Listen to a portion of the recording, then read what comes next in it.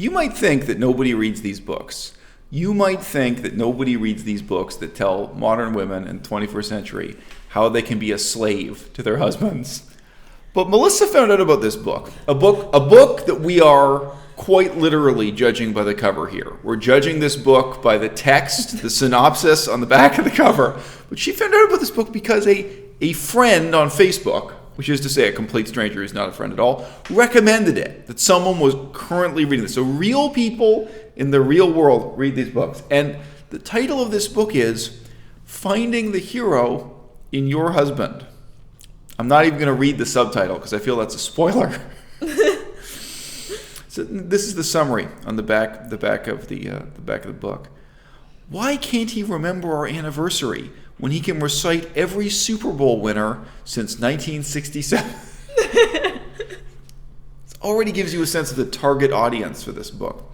Quote, he just doesn't understand that after working all day and caring for the kids, I'm just too tired to have sex. Close quote. It's all strange that it's the woman who's assumed to be saying this and not the man. I think that could be attributed to either gender, that statement, all right? True. Quote, trying to get him to tell me how he feels is like pulling teeth, close quote. As a psychologist, Dr. Julie Slattery knows firsthand that many women share the same frustrations about their husbands, whether they're newly wedded or celebrating a silver anniversary. As a Christian wife and mother, she, too, struggled with similar issues until she discovered the one simple truth about these seemingly insensitive and apathetic men.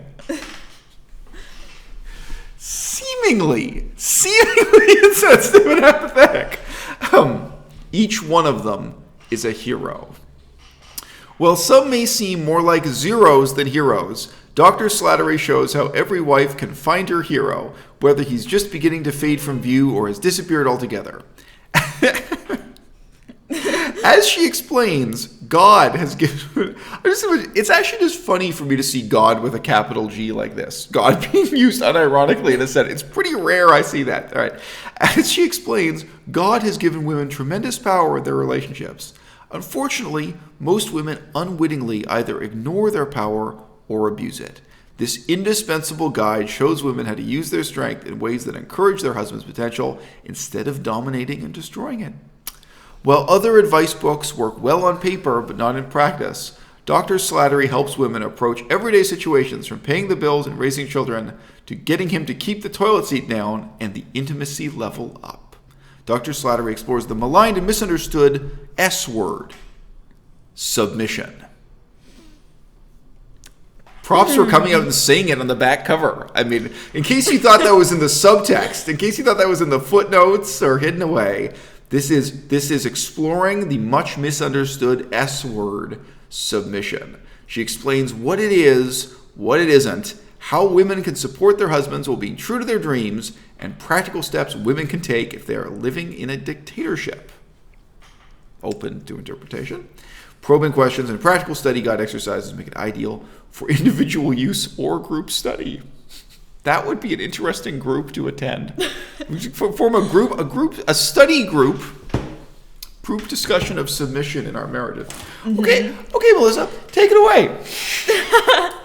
Well, I think it's not that uncommon to see videos online about basically how to seduce women. And yes. You've made a couple videos recently about pickup artists, and you know, I like your commentary on pickup artistry. But this is a genre on the internet that I just haven't looked into.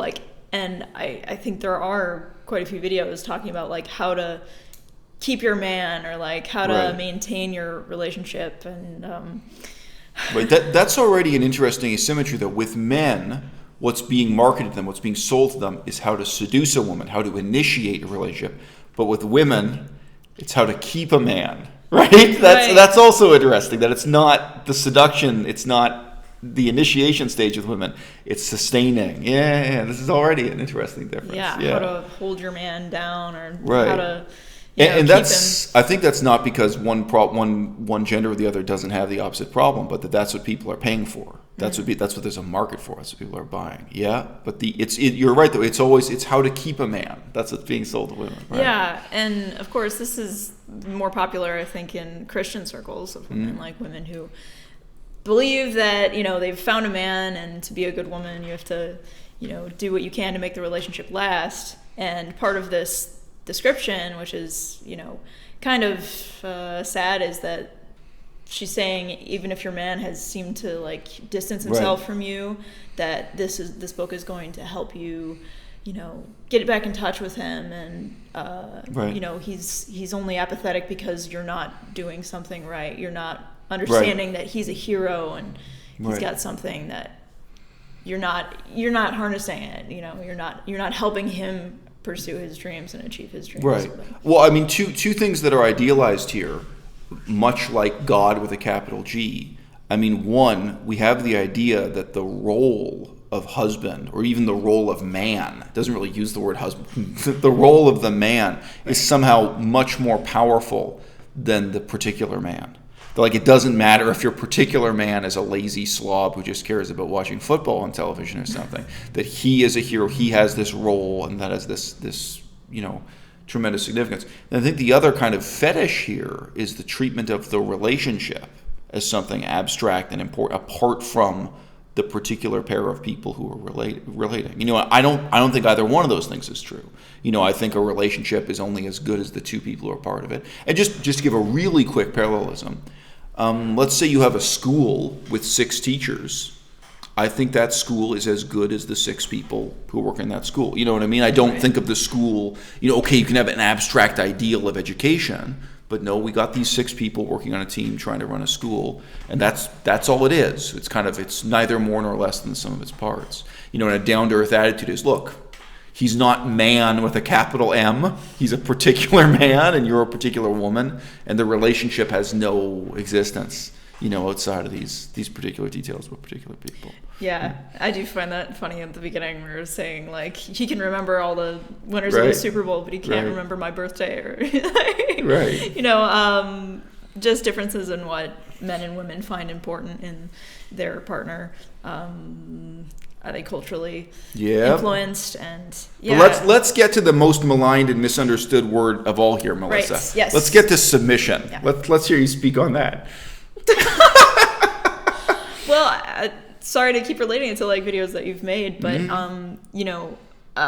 part of I think a lot of interest that in publicly stating your interest in sexual like proclivities online. It's about like putting things out on the internet, or putting things out in the world that like maybe should just be in the bedroom. And what's interesting to me is like this, where's the line between what you can talk about publicly and what it should be a private matter between like you and a partner. So I mean, I know you've talked about like this in terms of transgender. Right. And just earlier today, you made a video about like this kink with nuns. Which not my kink. Yeah, I know. From my perspective, I have no kinks, but I might be biased. Well, yes, part of this book is saying that submission makes you a good woman, and to be, a woman that is going to be a good wife, a good mother. You have to understand what submission means. Don't you think there's just a kind of selective blindness here to the extent to which making a marriage work also always entails submission on the part of the man? Mm-hmm. Yeah, of course. Whatever it is. I mean, even if it's just how you decorate the bathroom or what you're eating for dinner that night. I mean, I think a marriage always entails 10,000 tiny submissions on either part. Absolutely. Yeah. Unless as the man you micromanage really every decision the woman makes. I mean, there's just I'm even talking about if the woman's a housewife or what have you. Housewives have tremendous influence. Who you marry, if you marry a woman and she's your housewife, she influences everything about your daily life. I mean, there are things you're going to submit to or compromise with as the man. Big and small. Anyway, sorry, maybe an overly simple point. Yeah, I mean, I'm not trying to go too much off topic, but I do think that veganism is like women do have more of a role with veganism because, like, if they're at home, like, cooking, at least I noticed control, this. Yeah, I know, some people in control the kitchen and control the family diet. Right, this idea about the woman's role. Yeah. Anyway, I think you do struggle with the cultural perception of submission. In a marriage and relationship, we have a very unequal relationship in many ways, and I do hear both sides of it from you. I mean, for one thing, the reality is our relationship has made it possible for you to travel around the world, to be on YouTube. Great luxury that is. Yeah. No, it's made it possible for you to study languages and really study anything you want to study or do whatever you want to do with your life. You've looked at and tried several different career paths, most disastrously baking. Yeah. And now you're enrolling in classes as a university student again, getting a second university degree and, learning Chinese. Mm-hmm. But I do also hear from you the other side, that every so often there's this side of you that still really feels or thinks you ought to be independent. And the nature of this relationship is, intensely dependent. I mean, there's no independence for either one of us, frankly. Right. But particularly not for you. I mean, I think that is something you struggle with. And I would just mention, I don't think the Christians have a monopoly on this, especially if you look at traditionally Christian cultures like France or Spain or Italy. I mean, these are massive, massive problems even for atheists, even people born and raised atheists in those cultures. To what extent is it desirable to have independence rather than, submission is a loaded word, right? And maybe, to me, what seems to be going on in this genre of self-help fiction is trying to tell women, if only you submit all the way, then this is going to guarantee that your relationship will last. It'll guarantee that it'll work. And of course it doesn't. There is no guarantee. Precisely what makes your lack of independence terrifying is the awareness that this relationship could fall apart or the marriage could end in divorce or what have you. And then if you're a woman who doesn't have a career or doesn't own her own home and car or what have you, right. this is, and it's, again, to be fair, it's terrifying for men also. But I just say, it seems to me that these issues of submissiveness and independence in the 21st century, this is something, unless you're a multimillionaire, it's something everyone is struggling with. Unless you are so wealthy that you don't have to worry, it's something I think every relationship is now haunted by. Yeah, I think the person that told me about this book, she is a young mother, and definitely I can see that she hasn't started a career. Yeah. Of course, maybe the Christian ideal for her was that she would get married out of high school and have a baby right away. And yeah, it does put you in a position where you're not right. able to be independent. Like if something were to go wrong, if your relationship fell apart, or if you're dissatisfied with the relationship, if you're trying right. to be honest with yourself, like, oh, this isn't going well, right. I'm going to read this book to try to Right. So what bargaining position are you in to improve the relationship if you really do believe in submission? And if that is your Yeah. Go on. I know it's terrifying when you think about it. Mm-hmm.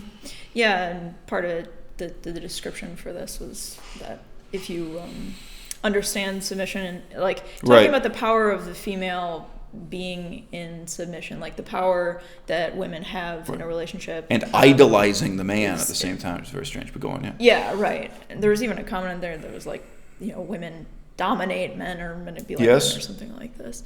Some men pay extra for that. Some men prefer that. It's different strokes for different folks. Yeah. No, yeah, it's definitely not a. I just point out male female. I admit the Christian side of the story I find a little bit boring. However, it is important. And for those of us who've actually read the Bible, what the Old Testament is based on is not men living in monogamous relationships. It's men who own slaves. It's men who have sex with their servants, with female servants. It's men who openly get their servants and slaves pregnant. And, of course, also men who have multiple wives. All of this is in the Bible. And worse. So, for those who actually read the Bible, without even getting into, some of the historical kings, legendary kings, you might say, allegedly, historical kings.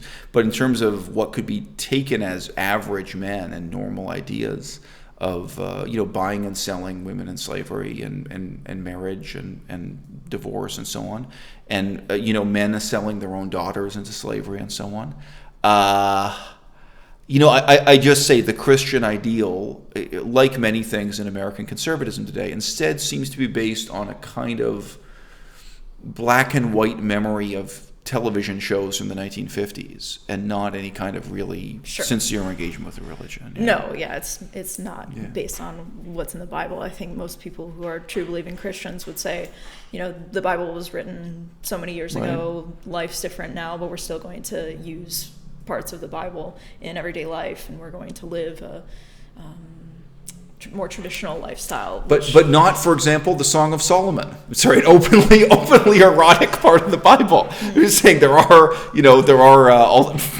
again, not my passion in life, but there's a different way to look at the Bible and how it relates to today.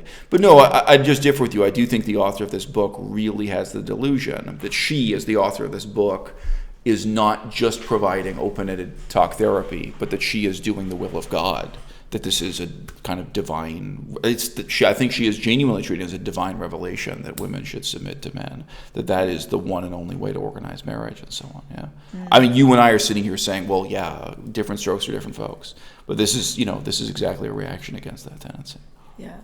Well, somebody wrote into you not too long ago that their experience with meditation.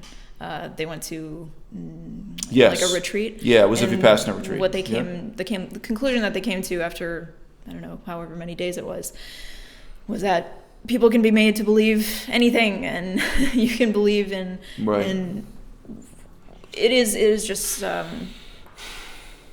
something I've been reflecting on lately. Just the malleability of the human mind and how it can be. Right. Right, but subtly influenced one way or the other, or also just overtly influenced one way or the other. Isn't it harder to believe in a real person whom you really know, and who you see lying on the couch watching sports every day, as opposed to believing in an abstract ideal or a god or a hero who's just absent? I mean, to believe in someone like Bill Clinton, who you see and hear on TV to some extent, and then part of his life is shrouded in mystery, is off camera. That's something else again, the so-called parasocial relationships. But to believe in a character in a book is one thing, but to believe in your husband that way, I find that difficult or almost impossible. Anyway, I mean, Melissa has a very high opinion of me, but I mean, if anything, I make great efforts to kind of exhibit my shortcomings to you and to kind of draw attention to them. Like, look, here's something I'm bad at. Here's where my expertise ends. And even some of the reading we're doing right now, I said this in another conversation recently, one of the reasons why we're reading the books we are right now is because it's not in my area of expertise. It's something we're both equally ignorant of, and we're learning at the same pace, as opposed to a topic. I mean, if we're reading the history of Cambodia, I have a big advantage over her, That's right. But I mean, I just say the role of belief. I think it is much easier to make a hero out of a fictional character in a novel than someone you really know and really understand and really. So by the same token, I mean, what is submission the solution to? How low an opinion do you have to have of yourself to think that the best thing you can do to make your marriage better or make the world a better place is to submit?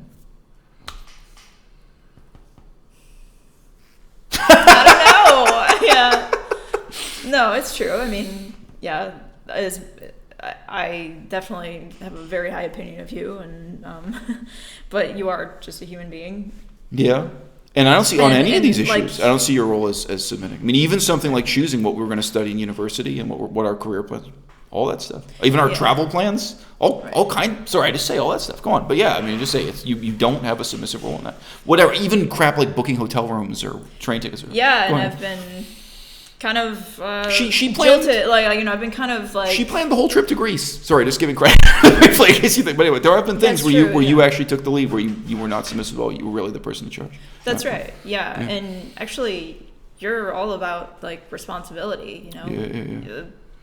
A lot of what we've been through is that I've had trouble accepting responsibility for some of the things that I've done wrong in the past, and I think part of submission is like saying that maybe it's more attractive that way, because you said like, well, I was just submitting to whatever you were Like, I don't know, in these no, in these along like, with submission comes abdication of responsibility. With right. submission, you're washing your hands and saying, it's not my decision, it's not my fault, right? Yeah, absolutely. So that's also kind of dangerous, I think, as an adult female. Like, you still are responsible for what you do, and you can't.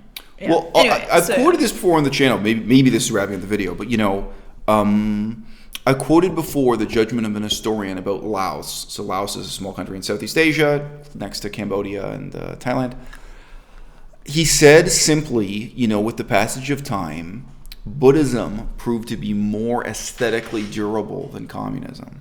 And I just thought that was an interesting concept to think about ideas and ideals. It's really about ideals as being durable, And a lot of that kind of hype, I just don't think it's durable. Like, I think you could be swept up in a romance and for 5 years, this kind of ethic of submission and devotion, but it's going to get old. It's going to, I can't see it lasting 10 years for anyone. I just can't. I think that your own personal initiative, and no, I'm just being honest with you, and a lot of people do live in this kind of toxic nostalgia of wishing they could go back to the seduction phase of their relationship. I don't know if you've known couples that like, oh, I remember how it was when I first met him, whatever. It's like, no, homie. I mean, that's not life. Yeah. You don't get to go back to being a teenager again. You don't get to go back to falling in love again. You get to have a relationship and working and so on. And again, it is interesting that a lot of the female focus is on keeping a man, on sustaining a relationship, not on that, not on the butterflies in your stomach, period of first falling in love. But right. Yeah. Right. I think there's a question of not just the validity of the ideal, but the durability of the ideal. It's a different way of thinking about it. Yeah, for sure.